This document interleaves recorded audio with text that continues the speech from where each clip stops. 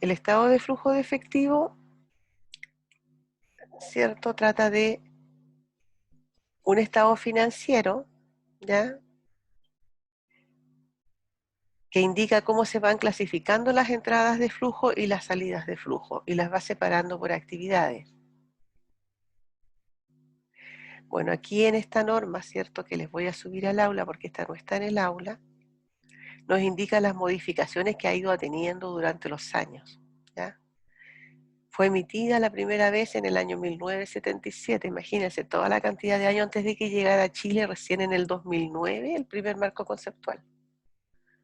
Y en el 2013 recién nosotros estábamos adoptando, en el 2009 las empresas grandes, y en el 2013 se supone que todas las demás.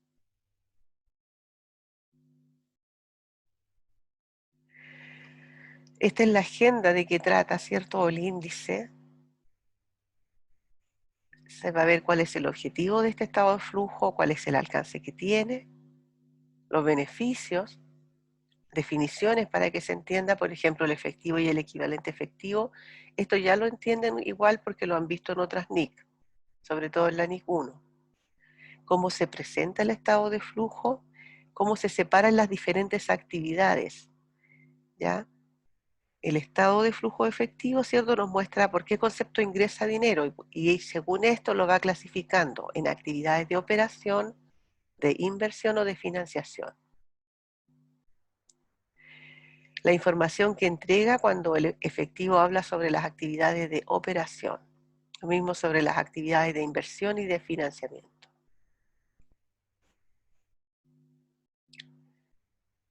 También se ve el flujo de efectivo en términos netos, el flujo de efectivo en moneda extranjera, toma los temas de intereses y dividendos, impuestos a las ganancias, transacciones no monetarias, etc. ¿Ya? Como todas las normas, también tiene que revelar ciertas notas explicativas, diferentes puntos que sean necesarios.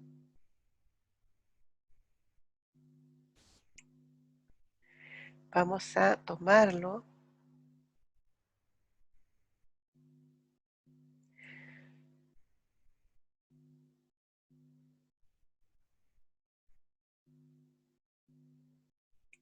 Está contenida en los párrafos del 1 al 60,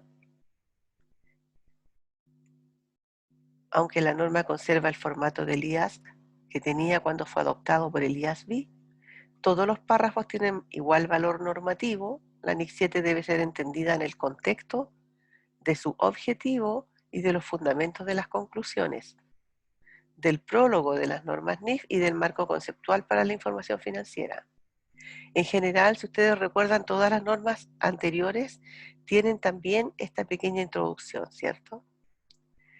No podemos estudiar una norma y olvidarnos del marco conceptual o de la relación que puede tener con otras normas. La NIC 8, políticas contables, cambió las estimaciones contables y los errores, proporciona una base para seleccionar y aplicar las políticas contables en ausencia de guías explicativas. Bueno, ustedes ya vieron la NIC 8 y nos vamos, ¿cierto?, a ver esta famosa NIC 7.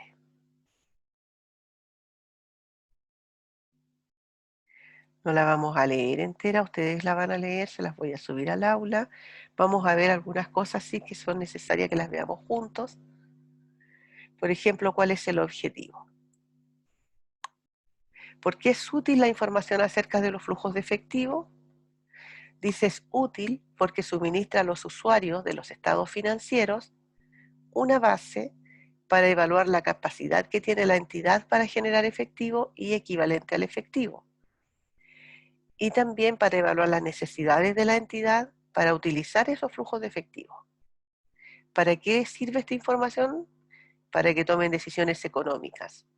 Los usuarios deben evaluar la capacidad que la entidad tiene de generar efectivo y equivalente al efectivo, así como las fechas en que se producen y el grado de certidumbre relativa de su aparición. Es por eso, ¿cierto?, que ahí empiezan a evaluar si realmente se va a recibir toda la cuenta de los clientes por cobrar. Y si no, ¿cierto?, van a tomar decisiones respecto también a préstamos, ¿cierto?, y estimaciones de incobrabilidad, etc. El objetivo de esta norma es requerir el suministro de información sobre los cambios históricos en el efectivo y equivalente al efectivo de una entidad, mediante un estado de flujos de efectivo, en el que los flujos de fondos del periodo se clasifican según proceden de actividades de operación, de inversión o de financiación. ¿Cuál es el alcance? Una entidad va a preparar un estado de flujo de efectivo de acuerdo con los requerimientos de esta norma y lo va a presentar como parte integrante de sus estados financieros para cada periodo en que sea obligatoria la presentación de estos. El estado de flujo, chiquillos, recuerden que forma parte del conjunto de estados financieros básicos que debe presentar una entidad. Esta norma que estamos viendo sustituye a la antigua que era del año 77. Bueno, nosotros antes no la aplicábamos, así que no nos afecta el cambio, ¿cierto? Los usuarios de estos estados financieros, que son muchos usuarios internos y externos, están interesados en saber cómo esta entidad genera y utiliza el efectivo y los equivalentes al efectivo. Ahora, esta necesidad de información es independiente de la naturaleza de las actividades de la entidad. Incluso cuando el efectivo pueda ser considerado como el producto de la entidad en cuestión, como puede ser el caso de las entidades financieras, básicamente las entidades necesitan efectivo por las mismas razones, por muy diferentes que sean las actividades que constituyen su principal fuente de ingresos. En efecto, todas las entidades necesitan efectivo para llevar a cabo sus operaciones, para pagar sus obligaciones, para suministrar rendimiento a sus inversores. Por consiguiente, esta norma requiere que todas las entidades presenten un estado de flujo de efectivo. ¿Cuáles son los beneficios de la información que se obtiene de estos flujos de efectivo? Un estado de flujo de efectivo, cuando se usa juntamente con el resto de los estados financieros, suministra información que permite a los usuarios evaluar los cambios en los activos netos de una entidad, su estructura financiera, incluyendo su liquidez y solvencia, y su capacidad para afectar a los importes y las fechas de los flujos de efectivo, a fin de adaptarse a la evolución de las circunstancias y a las oportunidades. La información acerca del flujo de efectivo es útil para evaluar la capacidad que la entidad tiene para generar efectivo y equivalente al efectivo, y permite a los usuarios desarrollar modelos para evaluar y comparar el valor presente de los flujos netos de efectivo de diferentes entidades. También mejora la comparabilidad de la información sobre el rendimiento de las operaciones de diferentes entidades, puesto que elimina los efectos de utilizar distintos tratamientos contables para las mismas transacciones y sucesos económicos. Porque aquí solamente estarían comparando, acuérdense que los estados financieros se comparan y estarían comparando actividades similares, ¿cierto?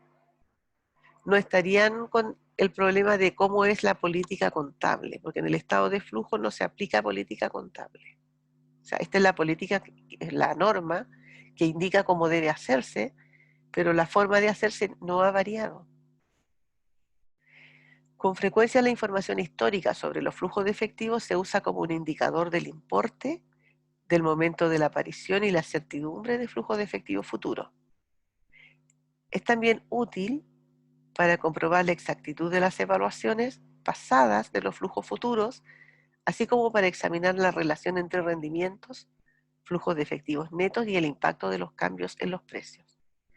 Bueno, este año lo más probable es que sí van a haber muchas variaciones respecto a si comparan el estado de flujo de la misma entidad de repente de un periodo al otro. Porque obviamente que estamos, ¿cierto?, han sido afectados por todo lo que está ocurriendo del año 2019 a la fecha. Y va a seguir incluyendo, ¿cierto?, siendo afectada por cambios, porque todo lo que está ocurriendo ahora no es lo usual. No es lo mismo que se comparara el año 2017 con el 2016 o el 2018 con el 2017, Inclusive hasta el 2019 con el 2018 podían no tener tantas diferencias. Pero ya si comparamos 2018, 2019, 2020, las diferencias van a ser más notorias por efecto de la pandemia. También por efecto de estos retiros de AFP, que también van a influir porque muchas empresas los utilizaron, ¿cierto?, para cubrir sus deudas o para pagarle a los empleados o para invertir en la propia empresa. Entonces eso les va a dar indicaciones, ¿cierto?, de que van a haber cosas que no son normales, que no ocurren siempre. Algunas definiciones que nosotros tenemos que entender para poder entender este estado de flujo de efectivo son, por ejemplo, que el efectivo comprende tanto el efectivo como los depósitos bancarios a la vista. No solamente cajas, sino que también los depósitos bancarios. Que los equivalentes al efectivo son inversiones a corto plazo pero de gran liquidez, que son fácilmente convertibles en importes determinados de efectivo, estando sujetas a un riesgo poco significativo de cambios en su valor. Esto en general se refiere que las empresas, para no tener el dinero en efectivo en la misma empresa, en un cajón o en una caja, ¿cierto?, de seguridad, los depositan, ¿ya? Pero lo depositan a corto plazo porque es el capital que tienen para que la empresa funcione, ¿ya? Su capital de trabajo. Entonces nos encontramos que el efectivo comprende el efectivo como los depósitos bancarios que están a la vista, que sacamos el dinero en forma inmediata, y el equivalente al efectivo son aquellas inversiones que tenemos a corto plazo, pero que son de gran liquidez y de poco riesgo, ¿ya? Que en el fondo es como para no tener la plata ahí arriesgándonos a un accidente, a una pérdida, a un incendio, a lo que sea. Entonces mejor la depositamos con muy poco riesgo y a corto plazo para poder sacarla rápidamente. Los flujos de efectivo van a ser las entradas y las salidas de efectivo y equivalentes al efectivo. O sea, ¿por qué conceptos? El flujo es cuando entra dinero y cuando sale dinero. Las actividades de operación son las actividades que constituyen la principal fuente de ingresos de la entidad. Es lo lógico, así debiera ser, ¿ya? Que la mayor cantidad de ingresos a la entidad sea por las actividades de operación, por el giro que tiene.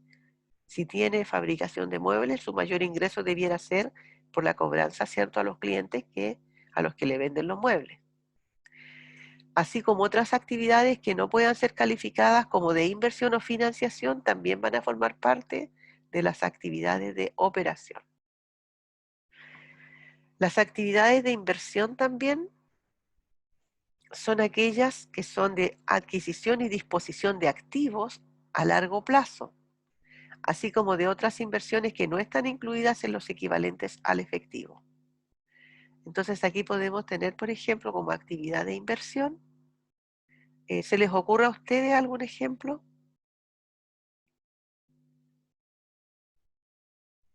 Una actividad de inversión, chiquillos, que tenga que ver con los activos a largo plazo, que se adquieran o que se disponga de estos activos. ¿Los bonos puede ser o no? Sí, podría ser, pero más que nada esas son actividades de financiamiento, Ah, ¿ya? ya. Pero porque te habla de, bueno, adquisición de activos a largo plazo. Claro, si tenemos bonos a largo plazo, podríamos clasificarlos acá, ¿ya? Y cuando estos bonos nosotros los adquirimos, ¿cierto? Y para nosotros es un activo, pero cuando son bonos emitidos para adquirir activos, para nosotros no es un activo, es una deuda, ¿ya? Pero los más típicos en las actividades de inversión, ¿ya? Donde tú adquieres ¿qué activos son los que tú adquieres a largo plazo?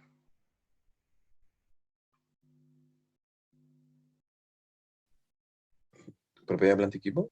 Propiedad, planta y equipo, ¿cierto? Entonces, ¿qué es lo que tú puedes tener? Cuando tú los adquieres, ¿cierto? Tienes una actividad de inversión y aquí estás adquiriendo un activo de propiedad, planta y equipo, por lo tanto está saliendo efectivo por la actividad de inversión. Es una salida de efectivo. ¿Por qué actividad? Por la actividad de inversión. ¿Ya? Su flujo es salida, pero también puede ser entrada. ¿En qué caso sería una entrada de efectivo? Por actividad de inversión.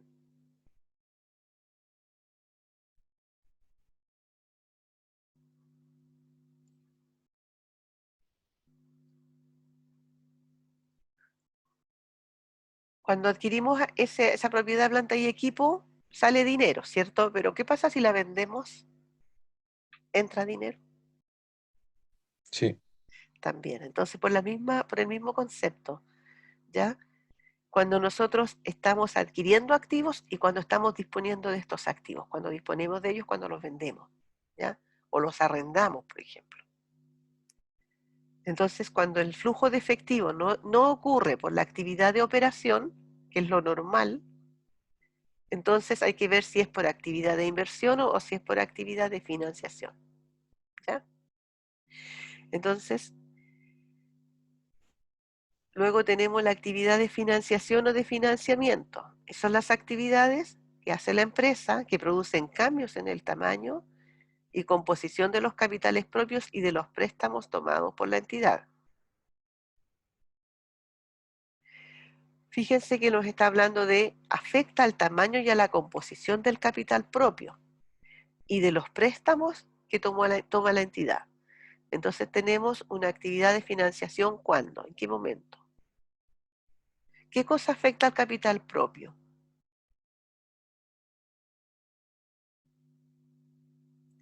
Que lo hemos visto en otro ramo. Igual, ¿lo interesa?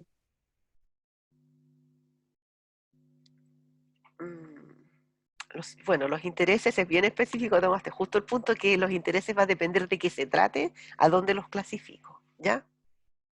Pero sí, claro, si tengo un préstamo y pago intereses por el préstamo, ese interés lo puedo clasificar en actividad de financiación. Pero yo también puedo haber adquirido a crédito un activo fijo y pagar intereses. Y en ese caso el interés de ahí lo clasificaría en actividad de inversión, ¿ya? Pero capital propio, en capital propio, ¿qué encontramos? ¿Qué cuentas encontramos en el capital propio? El capital aportado por los dueños, ¿cierto? Cuando hablamos de capital propio, piensen en patrimonio, cuentas de patrimonio, ¿ya? Está el capital aportado por los dueños ahí. Ahí también están los nuevos aportes que hacen los dueños y también están los retiros de utilidades que hacen los dueños. Porque las utilidades acumuladas también están ahí, pero esas se generan por la propia entidad. Entonces, cuando nosotros tenemos que se modifica la actividad de financiación y que afecta a la composición del capital propio, pudiera ser porque el dueño aporta un nuevo aporte de capital, entonces aumenta el capital propio, o también pudiera ser porque el dueño saca dinero a cuenta de las futuras utilidades, o sea, hace retiros. Y eso también afecta, ¿cierto?, al capital propio, lo disminuye. Pero también nos habla de los préstamos tomados por la entidad. Entonces, nosotros también como empresa podemos pedir un préstamo bancario. Y si pedimos un préstamo bancario, ¿afecta al capital propio? ¿Qué creen y por qué?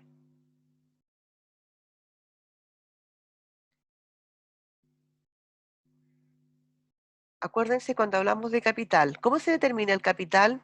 Ecuación de inventario básica, ecuación inicial, ¿se acuerdan?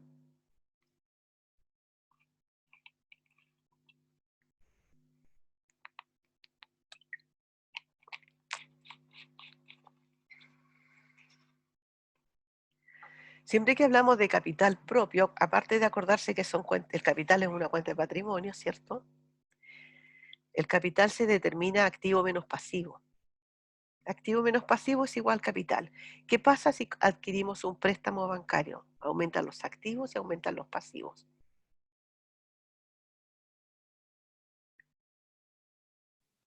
Activo. Aumentan ambos porque tenemos, por ejemplo, banco a préstamo bancario. Aumentan los activos y aumentan los pasivos, ¿cierto? Pero ¿Dónde lo clasificamos? Este préstamo bancario que obtuvimos, que aumentó banco. Estamos hablando de efectivo, aumentó banco y vamos a ver por qué aumentó. Aumentó porque le cobramos a los clientes. Si es así, sería actividad de operación. Pero si ese aumento fue porque vendimos activo fijo o propiedad, planta y equipo, entonces sería actividad de inversión. O porque también nos pagaron intereses porque podíamos haber prestado dinero, ¿cierto? Pero si lo que fue que nos conseguimos un préstamo bancario, entonces nuestro flujo aumentó por una actividad de financiación. ¿Ya? Y este flujo puede aumentar, puede ser de entrada o de salida. Y si es de entrada es cuando entra la plata del préstamo y si es de salida es cuando pagamos las cuotas de los préstamos. Entonces, en el fondo, lo que pide este estado de flujo es un análisis, ¿cierto?, de las cuentas disponibles, de disponibilidad, caja, banco, y los depósitos a corto plazo que sean considerados efectivos, equivalentes según las políticas de la empresa, para ver, ¿cierto?, cuál fue el movimiento del efectivo, las entradas y salidas, y por qué concepto, por qué actividad. Y ahí las vamos separando. Entonces, cuando se muestra cuál fue el flujo por la actividad de operación, por la de inversión y por la de financiamiento. Y cuando se muestra el flujo neto, o sea, cuánto entró por operación y cuánto salió. Y a veces nos encontramos con que salió más que entró y el flujo fue negativo en la actividad de operación. Y luego tenemos la actividad de inversión, cuánto entró y por qué concepto salió. O sea, y cuánto salió, cuál fue el neteo. Y el neteo a lo mejor que ahí es positivo, porque si en el de operación salimos negativo, en alguno tenemos que salir positivos para poder equilibrar. Recuérdense que la caja no puede estar en contra, el banco no puede estar en contra. Entonces nos encontramos, ¿cierto?, con que debemos netear este flujo efectivo, lo que busca es el efecto neto. Y cuando vemos la financiación, ¿cierto?, tenemos que ver por qué concepto entró dinero y por qué concepto salió. Lo más probable es que cuando el préstamo se hace en el ejercicio, sea mayor la entrada que la salida, obviamente, porque los préstamos se toman a varios años. Te entregan inmediatamente el monto, pero la salida se va a demorar más años, ¿cierto?, en ser mayor que la entrada. Y esa información le indica a la empresa que le fue bien, porque puede tener mucha caja, pero cuando ven y hacen el análisis por qué concepto tiene caja o disponibilidad, se pueden dar cuenta si fue porque realmente la operación generó este efecto, o fue el financiamiento, o fue la inversión. Efectivo y equivalente al efectivo. Los equivalentes al efectivo se tienen más que para propósitos de inversión o similares, se tienen para cumplir los compromisos de pago a corto plazo.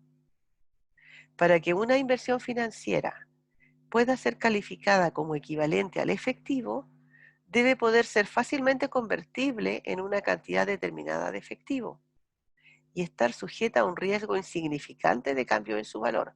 O sea, van a poner el dinero en un lugar donde no hay mucho riesgo, porque la idea es que, como decíamos al principio, es no tener la plata en el cajón, ¿cierto? Para que se la vayan a robar o se pierda o se desvalorice.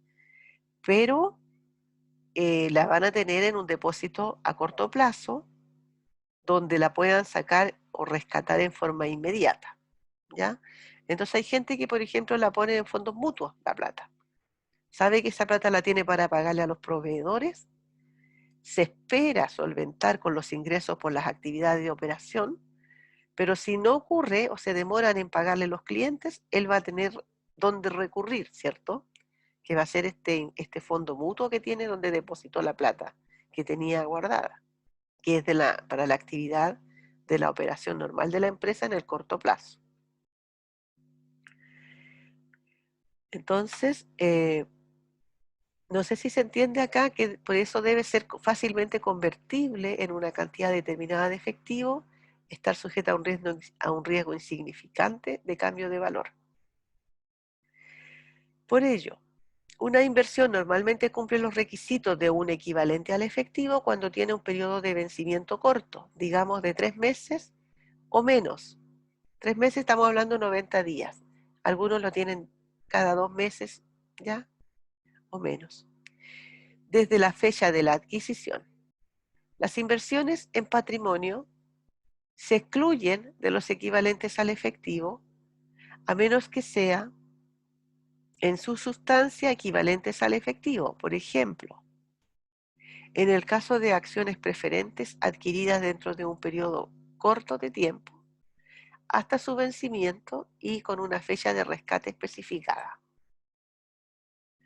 O sea, de todas maneras, entonces para que sea clasificado como equivalente al efectivo, la característica tiene que ser que estén con poco riesgo, ¿cierto? Y que estén dentro de poco tiempo depositadas, ¿cierto? Eh, para que puedan recuperarse fácilmente, rescatarse. Los préstamos bancarios se consideran en general como actividades de financiación. En algunas partes, en algunos países, sin embargo, los sobregiros exigibles en cualquier momento por el banco forman parte integrante de la gestión del efectivo de la entidad. Bueno, en Chile también tenemos, cierto, que las empresas que tienen cuenta corriente además tienen autorizada un sobregiro o una línea de sobregiro y la gente dispone de ella y la va pagando.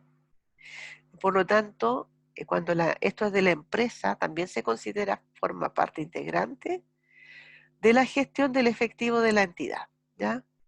En tales circunstancias, tales sobregiros se incluyen como componentes del efectivo y equivalente al efectivo. Porque es como decir, tengo plata guardada. No es que la tengan guardada, sino que el banco les permite, ¿cierto?, una línea de sobregiro para que puedan no estar urgidos por el dinero en caso de atrasos de cualquier pago. Por lo tanto, es como que ellos dijeran, tengo guardada esta plata para en caso de una emergencia, ¿cierto? Y por lo tanto, como puede disponer de ella en el corto plazo, de forma inmediata, y no tiene mayor riesgo, normalmente esas tasas de interés además son bajísimas, por lo tanto, también se considera esta línea de crédito como un efectivo y equivalente al efectivo.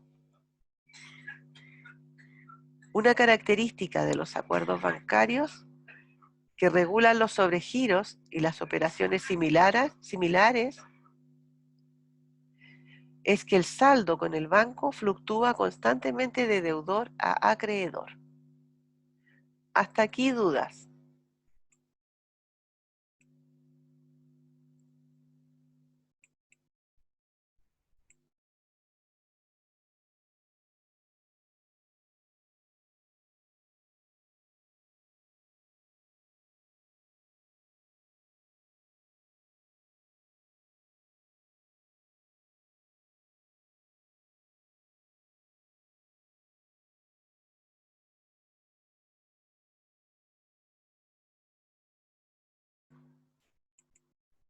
¿Dudas hasta aquí, chiquillos?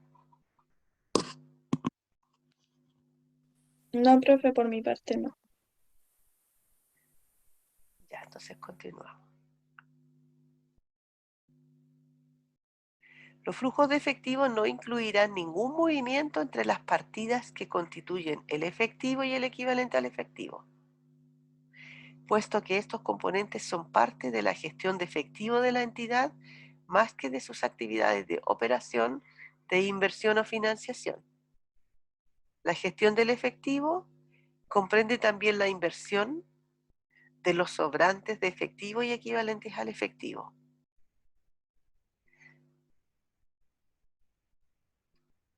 Hasta aquí, ¿qué les iría quedando claro de lo que hemos visto? ¿Qué saben hasta ahora del flujo de efectivo que antes de la clase no sabían?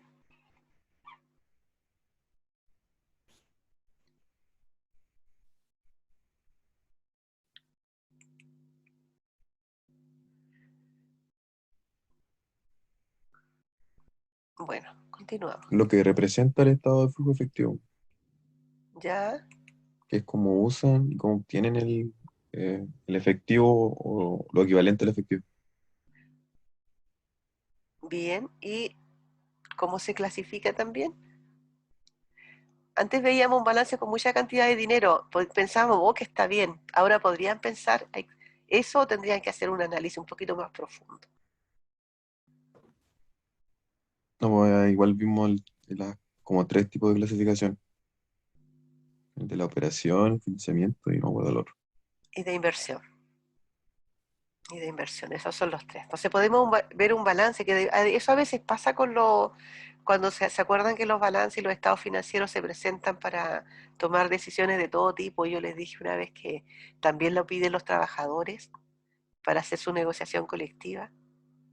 Entonces ahí, por ejemplo, a ellos normalmente no les pasan el estado de flujo efectivo, les pasan el estado de situación financiera, ¿ya? O el balance de 8 columnas. Entonces, ¿qué pasa? Que puede aparecer mucha cantidad, mucho dinero en caja, pero tienen que tener claridad que no siempre tener harto dinero en caja significa que están bien, porque pueden haberse conseguido un préstamo bancario para solventar algún pasivo. Y otras veces no, otras veces realmente les va bien, otras veces no. Va a depender entonces del análisis que se haga de este flujo de efectivo.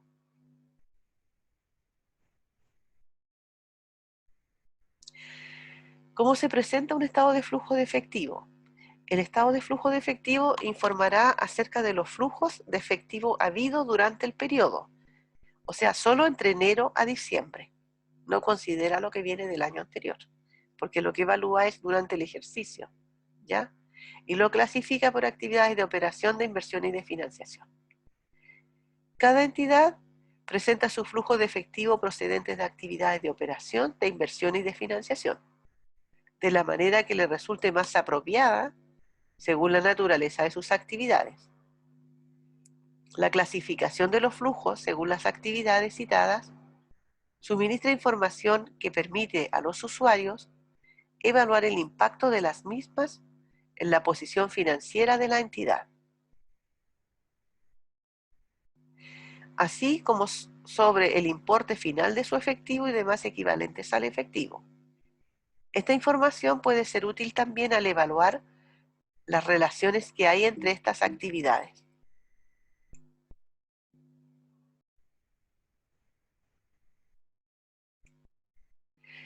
Una transacción puede contener flujos de efectivos pertenecientes a las diferentes categorías. Por ejemplo, cuando los reembolsos correspondientes a un préstamo incluyen capital e interés. La parte de intereses se puede clasificar como actividad de operación, mientras que la parte de devolución del principal se clasifica como actividad de financiación. Esto después tiene un cambio y la parte de intereses, chicos, se utiliza, si se clasifica, según de dónde proviene lo que genera el interés. En las actividades de operación, el importe de los flujos de efectivo procedentes de actividades de operación es un indicador clave de la medida en la cual estas actividades han generado fondos líquidos suficientes para reembolsar los préstamos, mantener la capacidad de operación de la entidad, pagar dividendos y realizar nuevas inversiones sin recurrir a fuentes externas de financiación. O sea, esto sería lo óptimo, que la empresa fuera capaz de generar el efectivo, ¿cierto?, necesario para poder cubrir todas sus actividades, ¿ya?, para pagar los préstamos, para mantener la capacidad operativa de la entidad, para poder pagarle dividendo a los inversionistas, a los dueños, ¿ya?, y para realizar nuevas inversiones, sin tener que conseguirse préstamos o tener que hacer nuevos aportes de capital. Acuérdense que la financiación puede ser por externos o internos, ¿cierto? Podemos pedirle dinero prestado a los bancos o podemos pedirle aportes de capital a los dueños. La información acerca de los componentes específicos de los flujos de efectivo de las actividades de operación es útil junto con otra información para pronosticar los flujos de efectivo futuros de tales actividades. O sea, cuando se analiza esto, pueden, ¿cierto?, predecir cómo será en el futuro. Obviamente que en condiciones normales, ¿ya? No en condiciones como las que estamos ahora, que no sabemos, pareciera que se está firmando todo para volver a la normalidad, pero por otro lado tenemos que hay una variante Delta que está creciendo. Entonces, todas esas cosas igual influyen, esas cosas que están ocurriendo en el país influyen también respecto a predecir situaciones futuras, así como los cambios políticos, la tranquilidad o la seguridad del sistema de la seguridad del Estado, etcétera. Entonces la empresa puede predecir en condiciones que sean similares, podrá hacer una buena predicción. Y cuando hay salvedades como las que estamos viviendo hoy día, puede igual predecir, pero hacer notar que estas salvedades podrían influir. Los flujos de efectivo procedentes de las actividades de operación se derivan fundamentalmente de las transacciones que constituyen la principal fuente de ingreso de las actividades ordinarias de la entidad. Por tanto, proceden de las operaciones y otros sucesos que entran en la determinación de las ganancias o pérdidas netas. Los ejemplos de flujo de efectivo por actividades de operación son los siguientes. Fíjense que aquí en estos ejemplos hay entradas y salidas de dinero. Dice, cobros procedentes de la venta de bienes y la prestación de servicios. ¿Ya? Esto es el cobro más importante que entra a la empresa por la actividad de operación, que es cuando le cobramos a los clientes. Los cobros procedentes de regalías, cuotas, comisiones y otros ingresos de actividades ordinarias. Luego tenemos salidas, los pagos a los proveedores por el suministro de servicios, de bienes y servicios. Los pagos y por cuenta de los empleados, porque hay que pagarle los sueldos, ¿cierto? Eso es una salida y es de operación. Los pagos o devoluciones de impuestos sobre las ganancias, a menos que estos puedan clasificarse específicamente dentro de las actividades de inversión o financiación. Pero normalmente los impuestos están considerados dentro de la actividad de operación, ¿ya? Los cobros y los pagos derivados de contratos que se tienen para intermediación o para negociar con ellos. Esos son algunos ejemplos, ¿cierto?, de flujos de efectivo de la actividad de operación. Algunas transacciones, tales como la venta de un elemento de propiedades, planta y equipo, pueden dar lugar a una pérdida o a una ganancia que se incluirá en el resultado reconocido. Los flujos de efectivos relacionados con estas transacciones son flujos de efectivos procedentes de actividades de inversión. Sin embargo, los pagos para elaborar o adquirir activos mantenidos para arrendar a terceros, que posteriormente se clasifiquen como mantenidos para la venta, y en los términos descritos en los párrafos 68A del ANIC 16, propiedades, planta y equipo, son flujos de efectivo procedentes de actividades de operación. O sea, aquí hay una salvedad cuando te habla de un activo fijo, ¿cierto? Que ahora ya no está como activo fijo, sino que fue cambiado y clasificado para ser mantenido para la venta, ¿ya? Y en ese caso, al ser adquirido para la venta, forma parte de la actividad de operación. Cualquier pago que hayan tenido para este tipo de activo. También se considerarán como flujos de efectivos procedentes de actividad de operación. Entonces, ¿cierto? Los cobros por el arrendamiento y posterior venta de esos activos que ahora ya no pertenecen a propiedad, planta y equipo, sino que a activos, ¿cierto?, mantenidos para la venta. Pero sí nos queda claro que cuando es de propiedad, planta y equipo, están relacionados estos flujos de efectivo, ¿cierto?, con flujos de efectivo procedente de actividades de inversión. Una entidad puede tener títulos o conceder préstamos por razones de intermediación u otro tipo de acuerdos comerciales habituales, en cuyo caso estas inversiones se consideran similares a los inventarios adquiridos específicamente para revender. Por tanto, los flujos de efectivo de tales operaciones se clasifican como procedentes de actividades de operación. De forma similar, los anticipos de efectivo y los préstamos realizados por instituciones financieras se clasificarán habitualmente entre las actividades de operación, puesto que están relacionados con las actividades que constituyen la principal fuente de ingresos ordinarias de la entidad. En este caso específico, ¿cierto? Estamos hablando, por ejemplo, de los bancos. Los bancos que tienen como actividad principal prestar dinero y cobrar dinero, para ellos no sería de un flujo de efectivo de financiación, ¿cierto? Sino que sería de operación, porque su actividad ordinaria es prestar dinero. Pero para las empresas que no tienen ese giro de prestar dinero, no son financieras, cuando se consiguen préstamos bancarios, pasan a ser, ¿cierto? Y cuando los pagan, los van a clasificar como actividades, ¿cierto?, de financiación. ¿Se entiende aquí esta parte que estamos viendo? Lo que hemos estado hablando acá de actividades de operación, ¿se entiende? ¿Qué tiene que quedarles de aquí? Que la actividad de operación tiene relación con la actividad que tiene la empresa, con la actividad principal.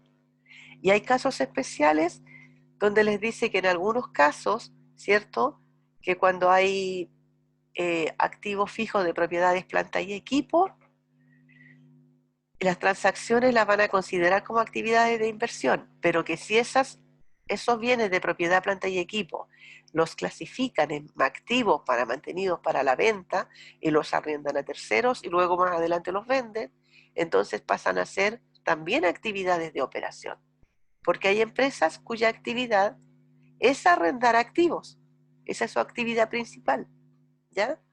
Así como hay empresas bancarias que su actividad principal es prestar dinero. Por lo tanto, los ingresos y los cobros que obtengan, ¿cierto?, van a ser considerados actividades ordinarias de la entidad. Actividades de inversión.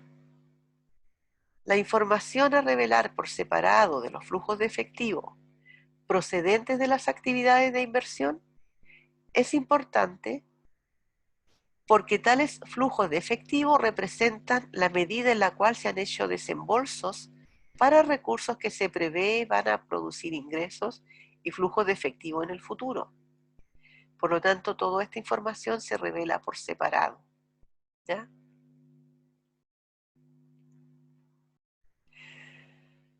Solo los desembolsos que den lugar al reconocimiento de un activo en el estado de situación financiera cumplen las condiciones para su clasificación como actividad de inversión.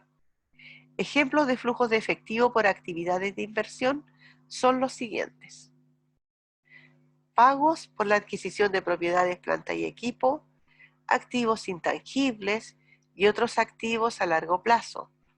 Estos pagos incluyen aquellos relacionados con los costos de desarrollo, capitalizados, y las propiedades, planta y equipo construidos por la entidad para sí misma.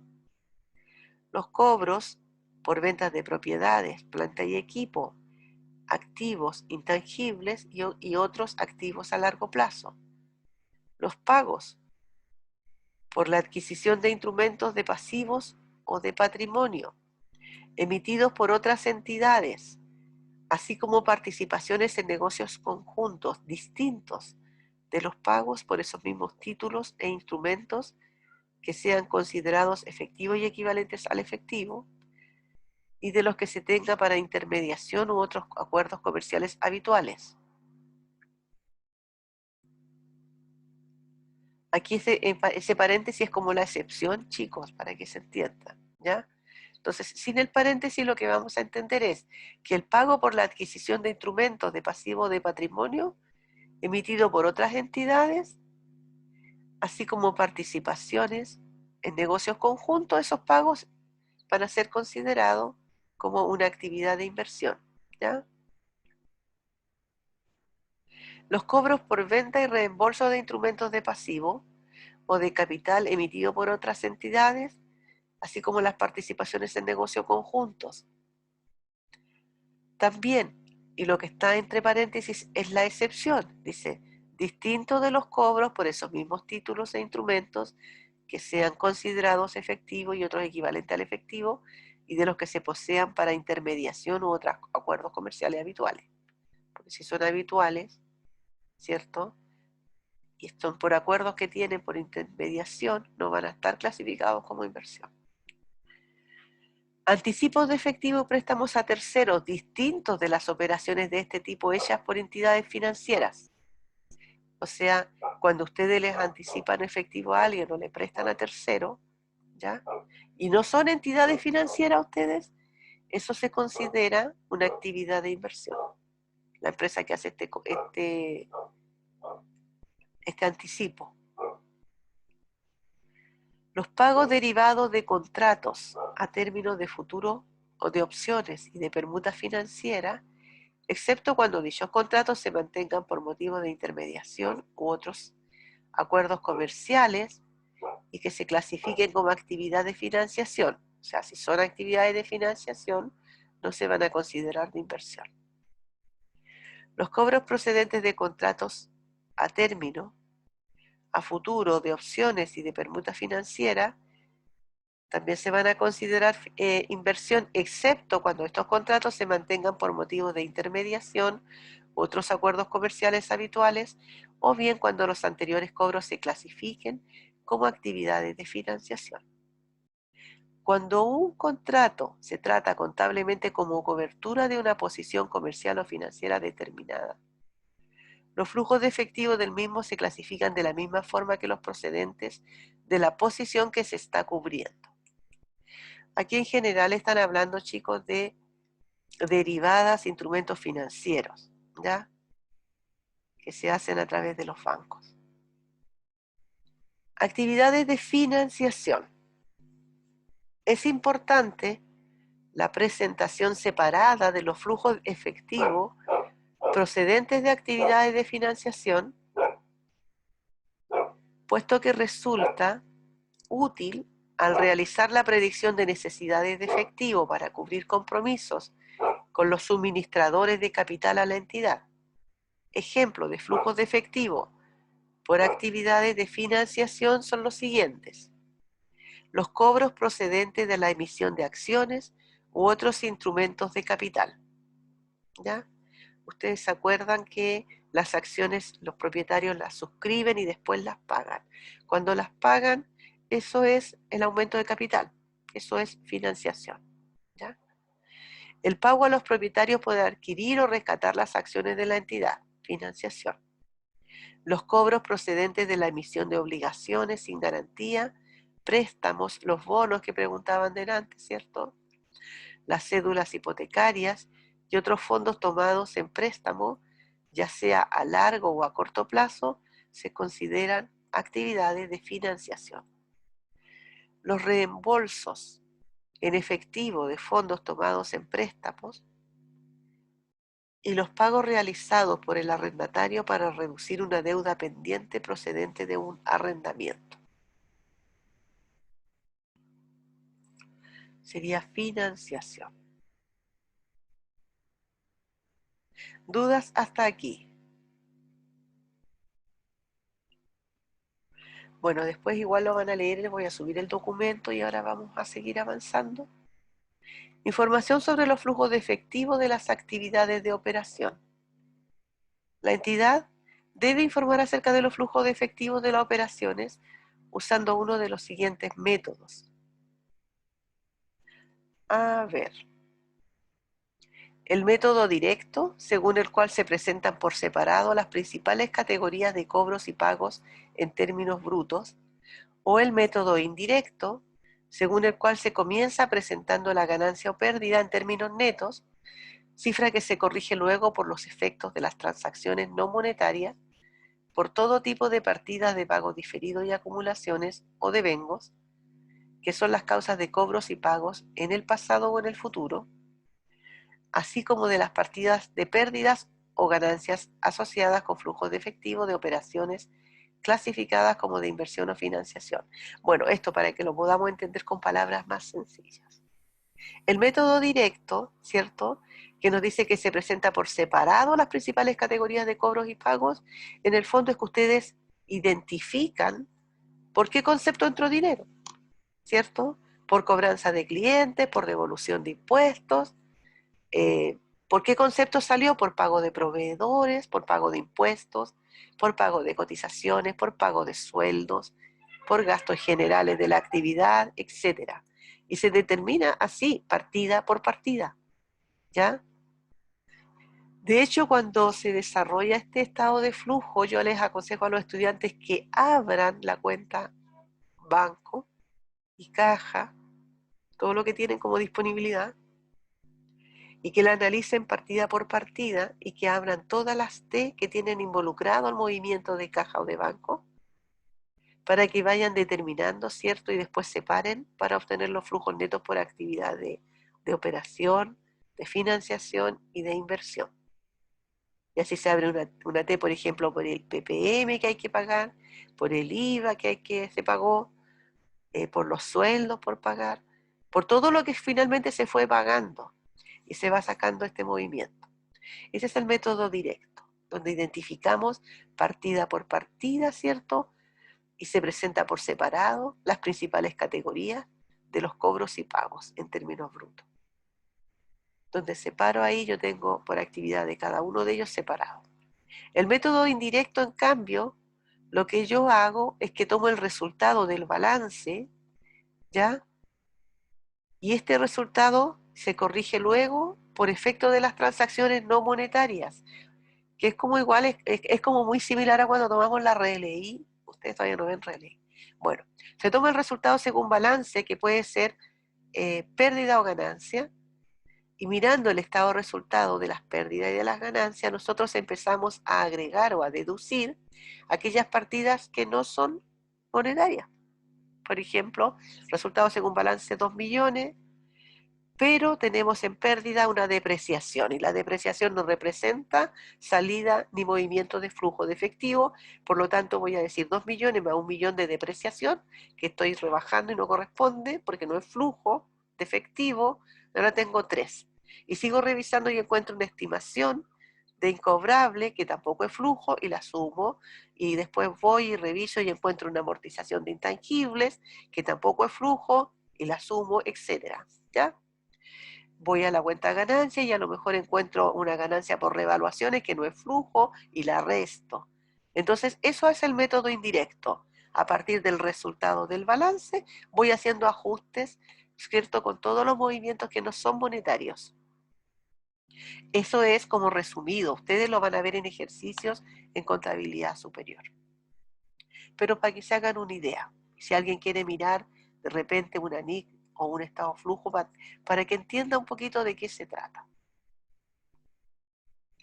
Se aconseja a las entidades que presenten los flujos de efectivo de las actividades de operación utilizando el método directo, porque este muestra específicamente por qué concepto entró y salió, ¿ya? El dinero.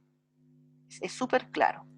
Este método suministra información que puede ser útil en la estimación de los flujos de efectivo futuros, la cual no está disponible utilizando el método indirecto, porque en el indirecto, cuando yo lo hago, llego al mismo resultado del neteo, ¿cierto?, del flujo de la actividad de operación, pero llego al resultado, pero no tengo las partidas, cómo, qué se gastó, qué es lo que salió y qué es lo que entró. En cambio, el directo sí, ahí tengo todas las partidas.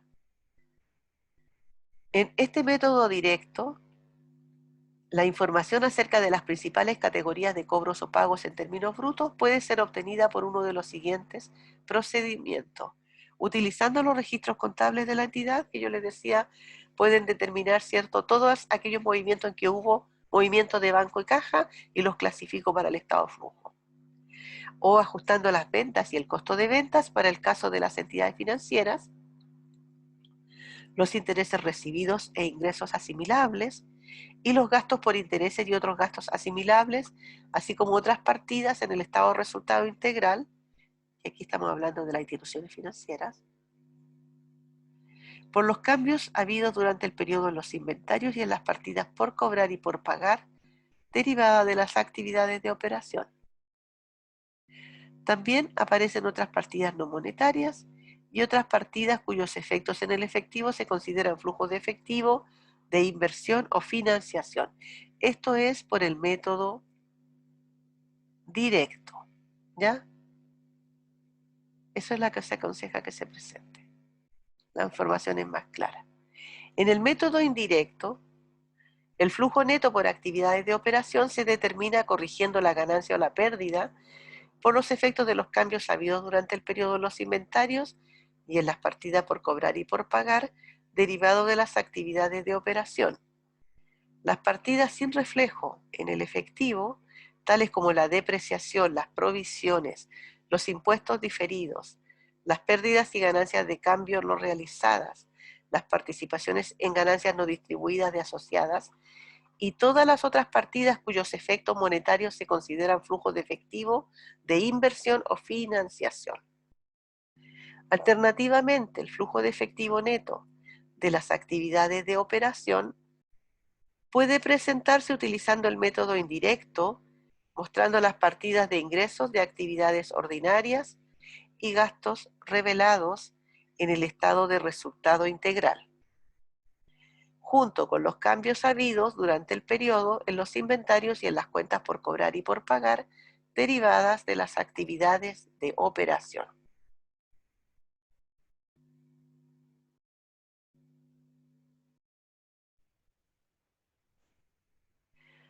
La información sobre los flujos de efectivo de las actividades de inversión y financiación.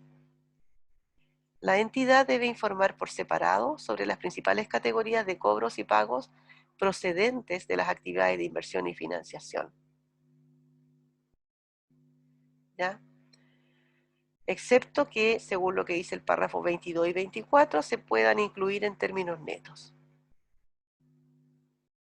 ¿Dudas? Yo sé que esta materia no es tan simple. Estaba pensando parar y después grabar lo que viene. Sí, vamos a hacer eso. Voy a detener aquí la grabación y vamos a dejar, ¿cierto?, hasta información sobre flujo de efectivo de las actividades de inversión y financiación.